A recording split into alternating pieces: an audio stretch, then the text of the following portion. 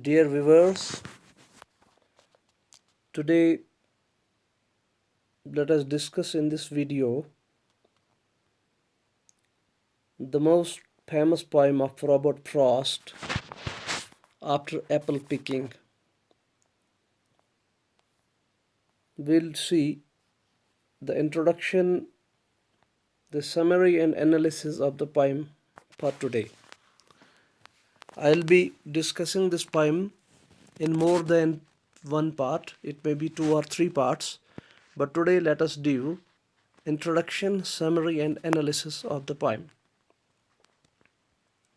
Now, first of all, let us see who the poet was. As you can see, the photograph of the poet, he is Robert Frost. He was born in 1874. He's a famous modern American poet. And so far as his poetry is concerned, he drew his thoughts and images for the poetry from the New England countryside. New England is a state in the United States of America, and Frost was born in that very countryside. Countryside means the village side. Frost is a traditional and a skeptical poet. His poetry provides a link between the 19th century American poetry and that of 20th century, because you can see he was born in 19th century in 1874, and he died in 1963. It is written here, you will see it later on. So he was born in 19th century and he died in 20th century, so it provides a link between these two centuries. Frost is known for his simple poems which have deeper levels of meanings. In his early days, Frost was influenced by the British Romantic poets, but later on he became the most significant and original American poet of his time. Now, as far as his poems are concerned, they take the local scenes, because he is also a nature poet like Wordsworth. His images come from the local scenes, local people and their life, especially from his home state, that is the New England. Frost died at the age of 89 in 1963. Now you see, this is the text of the poem. My long two-pointed ladder sticking through a tree toward heaven still, and there is a barrel that I didn't fill beside it, and there may be 2 or 3 apples I didn't pick upon some bough, but I am done with apple picking now. Essence of winter sleep is on the night, the scent of apples I am drowsing off. I cannot shake the shimmer from my sight I got from looking through a pane of glass. I skimmed this morning from the water trough and held against the world of hoary grass. It melted and I let it fell and break, but I was well upon my way to sleep before it fell, and I could tell what form my dreaming was about to take. Magnified apples appear and reappear, stem end and blossom end, and every fleck of russet showing clear. My instep oak not only keeps the ache, it keeps the pressure of a ladder round, and I keep hearing from the cellar bin that rumbling sound of load on load of apples coming in, for I have had too much of apple picking. I am overtired of the great harvest I myself desired. There were 10,000 fruit to touch, cherish in hand, lift down and not let fall, for all that struck the earth, no matter if not bruised or spiked with steel, went surely to the cedar apple heap, and of no worth one can see what will trouble this sleep of mine. Whatever sleep it is, were he not gone, the woodchuck could say whether it is like this his long sleep, as I described its coming on, or just some human sleep. This is the text of the poem. Now, let me tell you something about the poem. This poem, after apple picking, it was written and published in 1914 in north of Boston. Okay, this poem is regarded as one of the remarkable nature poems of Frost. The poem consists of 42 lines written in the first person. The poem is rich in symbolism. The poet has used genuine and poetic devices to create a powerful symbolism through the poem. The poem is rich in imagery as well. Okay, let us first of all let us go to the text. My long two-pointed ladder is sticking through a tree toward heaven still. The poet says that you can see from this that there is a person who is describing his story. He's just and he's a man, or he's a laborer, or he is the, we may say, the owner of an orchard, of apple orchard, who is going to pick the apples, or who has picked the apples, or who is about to pick the apples. He has placed a long ladder, pointed ladder. A ladder is a kind of a stair which is portable, which you can take from one place to another. In Urdu you may call it सीढ़ी, जो छोटी सी वो सीढ़ी होती है जो एक जगह से दूसरी जगह हम दरख्तों पे चढ़ने के लिए ले जाते हैं. या आपने ये इनको देखा होगा, you might have seen the firemen, they are carrying with them the ladders to go and when they extinguish fire somewhere. So that you can see he has a long pointed ladder that he has placed against the tree, and the ladder is long and it is pointing towards the skies, and there is a barrel that I didn't fill. And the apple picker says that he has a barrel with, and he is just picking the apples and just dropping them into that barrel. And there are two or three apples that are hanging some high above some bough, and where the apple picker doesn't reach. And he says, but though I have picked many of the apples, though there are some only a few apples, two or three apples are left there where I cannot reach. So the apple picker he says, but I am done away with now. He's now tired, but I am done with the apple picking now. Essence of winter sleep is on the night. Now you see, after the apple are picked, you can see there you will find some contrasts in it. Now the apple picker says that he is feeling sleep. He is feeling some essence of winter sleep in is on the night. The scent of apples is coming to his mind, and he says, I am drowsing off, means the sleep has overcome him. I cannot shake the shimmer of my sight. And he says, I cannot see through my if I see through my eyes, it is blurred. It is blurred like that of as if I am looking through a pane of glass. But which is that a pane of glass? It is skimmed this morning from the water trough. Means it is a piece of an ice. It is not a glass actually, that pane of glass. It is actually, that is resembling a pane of glass. That is an ice. You see a piece of ice, and through which he means the man has picked apple. He is tired now. His vision is blurred. He says, as if I am seeing through a piece of ice. And when you see through a piece of ice, though it is not transparent to that extent, it is translucent. You can see through it, but it is blurred. It is blurred. The vision is blurred. And he says that I am seeing through this pane of glass which he has skimmed from a trough and held against the world of hoary grass. And he is seeing that the grass is filled up with frost and all other things, and the pane of glass is melting in his hands, and it is breaking. And he says, but I cannot say what kind of sleep I am going to sleep. But he can say, through his sleep the apple picker sees what form of my dream was going about to take. He says that I am going to dream, and he sees through his dream. He sees now he has just finished his apple picking. He is now retiring somewhere, and but he can see through his dream. He sees magnified apples. The apples are coming in bigger size before his eyes, and they are disappearing, appearing and disappearing, appearing and disappearing. And he can see both ends of this the fruit, the blossom end and the tail end. Okay. So stem end and the blossom end. So you can see apple has two ends definitely. One that is sitting to the tree. One that is the flowery side of an apple. Now, every fleck of the russet showering clear, my instead oak not only keeps the ache. Now, this time, the poet remembers the narrator in the poem remembers that how he was then just picking the apples on the ladder, and how his these legs were aching, how his feet were aching because due to the pressure on the ladder.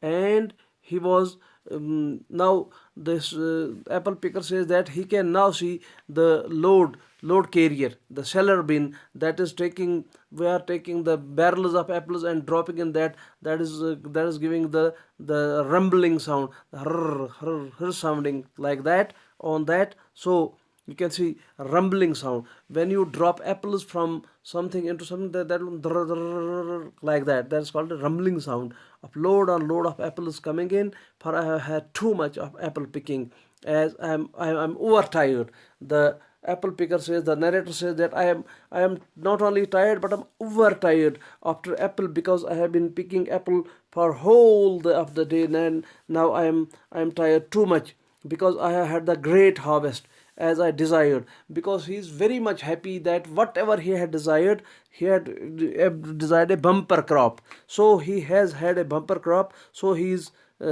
satisfied over that. But he says there were 10,000 fruit to touch.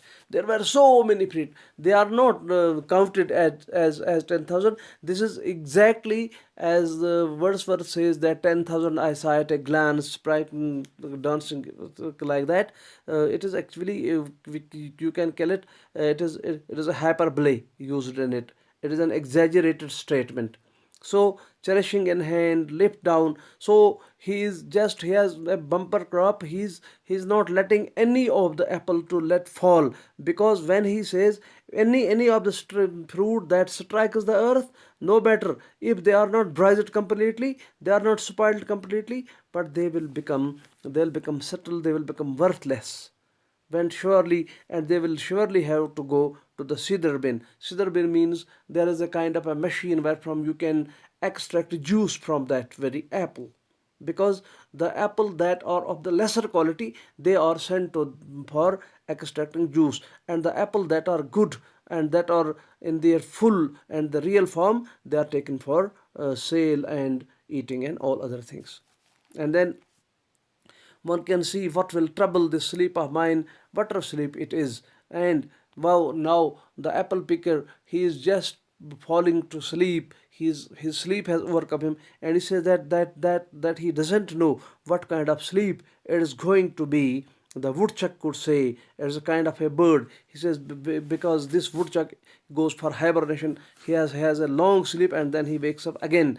Now he says, is this going to be a sleep of this kind of mine, or is it going to be my death, or describe it is coming soon, or just some human sleep? So this is something I gave you word to word explanations of this poem.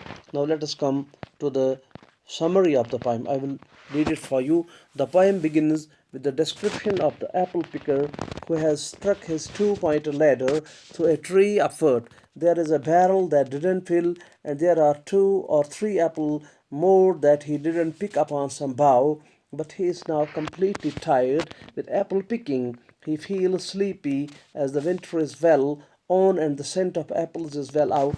All the objects of nature appear strange to him now. In the job of apple picking, he fell into a trance and started dreaming. He is not sure of the kind of dream he saw, but he knows at least one thing, that big apples appeared and disappeared. He feels that his ladder was as though swayed to and fro along with the wind. After describing the delight of the eyes, he describes the delight of the ears. He tells that from the cellar bin he keeps hearing the rumbling of load on load of apples coming in. He also feels completely tired because of apple picking. He wishes that the harvest of apples should be bumper, and when his wish is fulfilled, he feels that he is exhausted due to overwork. There are 10,000 apples before him, and it is difficult for him to allow any of them fall down, lest they should be spoilt or worthless. The apple picker guesses the thing that will trouble him in his sleep, but be it whether kind of sleep he has. Had he stayed in the apple orchard, the woodchuck would have told him if his sleep was like that of birds or it was simply a human sleep. So with this we end the story, the summary of the poem. Now let us come to the analysis of the poem. We have two kinds of analysis. Now you see, when you analyze this poem, you see there are contrasts in this poem. You can find so many contrasts. First of all, if you take a fresh start with the poem, you find a set of contrasts gradually developing. You see there is apple picking, there is world of summer, and there is also world of winter. When he says this is winter and I'm going to sleep, and like that, there are, so this is a world of contrast. There is a world of summer, there is a world of winter, world of labor, world of rest, and world of labor is when he is picking the apple, world of rest is when he is feeling asleep, the world of effort and world of reward. Then he has put in his best efforts and he has had a bumper crop, so this is a reward for him. Then there is a world of wakefulness and world of sleep. Then he is waking when he was picking the apple. Now then he is feeling sleepy. And then the world of ordinary vision and the world of distorted by eyes view. Now he has a clear vision when he was picking the apple, and now when he says I am seeing through a pane of glass, that is a blurred vision. Now the world of facts and the world of dream. Now in the world of facts he was picking the apple, and in the world of dream he is dreaming about the apple. He sees magnified apples, and we understand that these various pairs of various aspects of a single contrast, a contrast of two views, experience the world in general of life, if you will. In other words, we take a broad, simple, generalized view of apple picking and harvest, the end of some human effort in the real world, which is followed by a reward, rest, and a dream. Now you can see one more thing. You see apple picking, you can have sight, you see rumbling sound, you have hearing, you have scent of apples, this is smelling, you can feel apples. Okay, so these are all sensory organs of human beings are involved in it. All the sensory images, the poetic devices, the all the poetic devices are involved in it. You can see the poem satisfying. Sadly, they have become distorted, as if the pleasant dream could change into a nightmare. You see, there was a pleasant dream, but at the same time, the narrator feels sleepy. He has a nightmare. He is afraid that it might be his death as well. So, emphasizing this impression of fatigue is the sense of awkwardness which affects his senses. Images of smell, sight, movement, hearing, and touch all are used in this poem. The speaker's vision is related to looking at the world through a thin sheet of ice which would be not present, a clear view. He has been up the ladder, but still he can feel it swaying. The apple in his dreams are enlarged to show every mark. The apples of reality had been good. Now in a dream, apples become magnified. They become good for contemplation. They become bigger than life. Every aspect, stem and blossom, and every tiny fleck of russet in the dream, there is freedom from the load of work. He still hears the sound of wagons in his state of trance. The speaker finds that the large harvest for which he had wished he has become extreme. You can see in the poem he says I had too much of apple picking, isn't it? He reminisces all the details of the work with pleasure, but at the same time he is afraid of the sleep that he feels is coming on.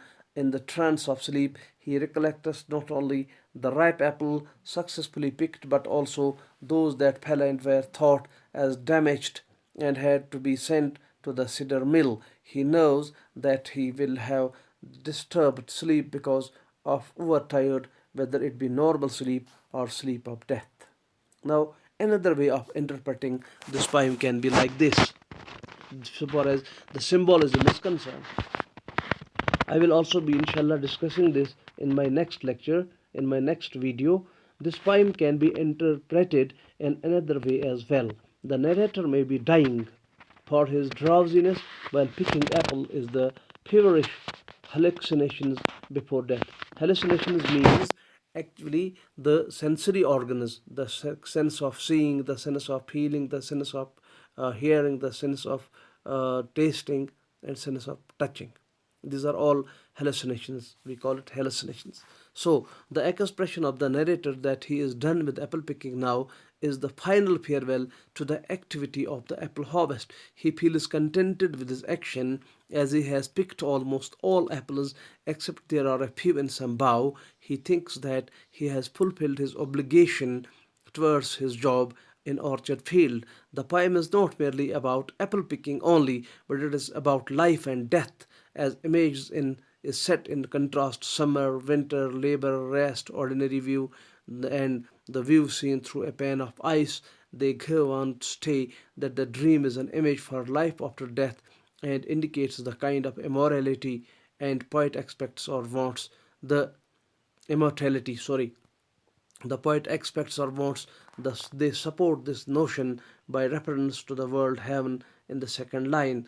Now, the act of picking apple is metaphorical in a sense that it might be a seasonal change or death. Though the speaker does not vividly say winter is coming, he gives clues such as the grass is hoary, the surface of the water in the trough is frozen, even to be used as a pane of glass, and there is an overall sense of essence of winter. Death is nearing, but the narrator is not sure if the death will be transformed into spring in a few months or if everything will be buried under the snow for all the eternity. The form of this poem is bizarre, and it is a mixture of traditional structure and end rhyme form. The drifting form supports Prost's emphasis on the sense of walking, waking, and dream like state, just as the narrator of the poem does. There is no break in the stanza. Prost aims to arouse a mood of hesitation and drowsiness where the speaker would about to drop off to sleep and would be no longer in control of his thoughts of apple. The variation in rhyming pattern and tense creates a confusion when the speaker is waking or asleep. Now let me make some explanation of this another way of interpreting the poem. As we see through the poem, we see the apple are actually symbolized with the wishes of the person. Okay, everybody when he comes into the world, he longs, he makes efforts, he puts in his hard work, he has some aims and objectives to be realized. So therefore apple or here your wishes and your works in your world, and when you are picking means you are putting in your efforts in it. And when the poet says this is actually life, apple picking is life, ladder is the life, ladder is life. You see, when you go on, you start your journey from the first step, you go on step by step by step by, and the end come is near, then you go towards the heavens, then it is your death.